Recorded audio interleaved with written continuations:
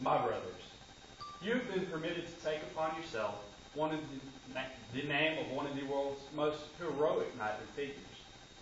Now you can say, I am a Demolay. To be deemed worthy of the privilege of entering into the comradeship of that great army of youth, both here and abroad, who have dedicated themselves to the ideals of Jacques Demolay, demonstrate our confidence that the fineness of your purposes will guide your development in the highest type of manhood. To be accepted as a Demolay is therefore an honor of which any young man may be justly but proud. In being received into our ranks, you have been instructed in the 7 cardinal virtues of this great order. We hope you have been deeply impressed with the lessons they teach. There is no better foundation on which to build your character and future lives than the practice of these virtues. The Order of Demolay teaches many beautiful lessons, but none is more important than honor and true respect for womanhood, and more especially for motherhood. It is fitting, therefore, that you have been called upon again to stand before this altar. In a few moments, a special emphasis upon the virtue which is to be given first place among the jewels adorning the crown of youth, filial love. For my purposes now, this altar is dedicated to our mothers, whose love never fails.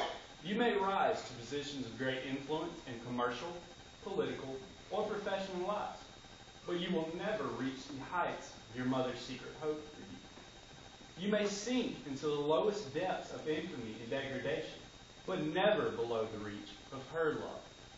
The memory of it will always stir your heart. There is no man so entirely base, so completely vile, so utterly low that he does not hold in his heart a shrine, sacred, and part of the memory of his mother's love.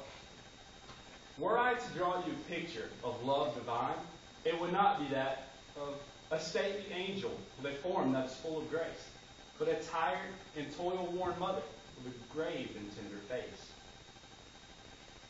It was your mother who loved you before you were born, who carried you for long months close to her heart, and in the fullness of time, took God's hands in hers and passed through the valley of shadow to give you life. It was she who cared for you during the helpless years of infancy and the scarcely less dependent years of childhood. As you have grown less dependent, she has done the countless, thoughtful, trouble-healing, helpful, and encouraging things which somehow only mothers seem to know how to do. You may have accepted these attentions more or less as matters of course, and perhaps without conscious gratitude or any expressions of your appreciation. You are rapidly approaching the time in life where you will be entirely independent of your mother.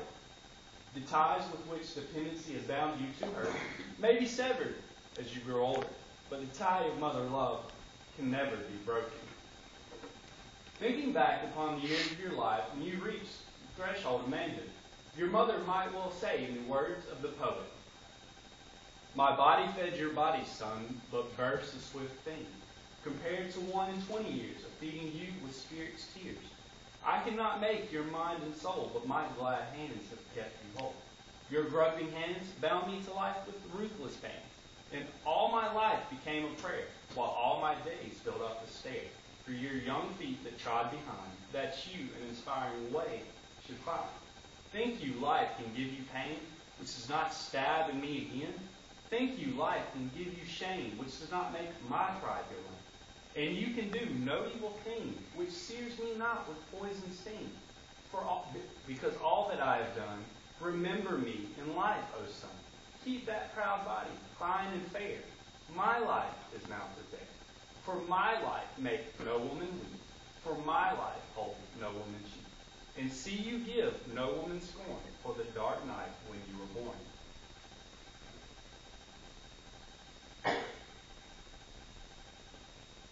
The flowers which you see on our altar are symbols of that mother love. The white, the mother who is gone, and the red, the mother who still lives to bless your life. Far in the dim recesses of her heart, where all is hushed and still, she keeps a shrine. 'Tis here she kneels in prayer, while from above long shafts of light upon her shine. Her heart is flower fragrant as she prays. A quiver like the candle flame, each prayer takes wing to bless the world she works among, to leave the radiance of the candles there. We want each of you to take a candle from the altar. If your mother has passed to the other shore, you will choose a white flower. And always keep it sacred to her memory. May the sight of it always quicken every tender memory and strengthen you anew in your efforts to be worthy of her hopes and aspirations for you. If your mother is still living, you will choose a red flower. When you go home tonight, give it to your mother. Tell her it is our recognition of God's best gift to man, his mother's love. Take her in your arms and say, Mother, I have learned a great lesson tonight. The ceremonies have helped me realize more fully how much you really mean to me. I'm going to try to show you daily how much I appreciate all the sacrifices you have made and the love and care you give me. Someday you will find this flower.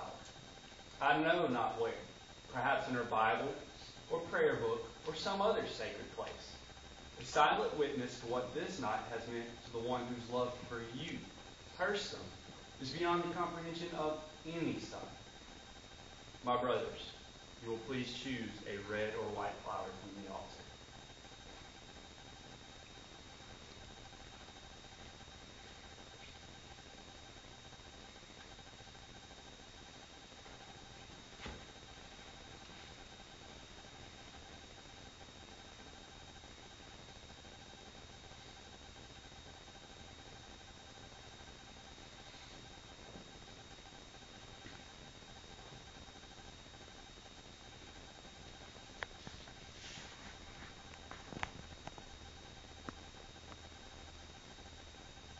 Demolay can ask no more of you than that you shall endeavor so as to live to be worthy of your mother's love.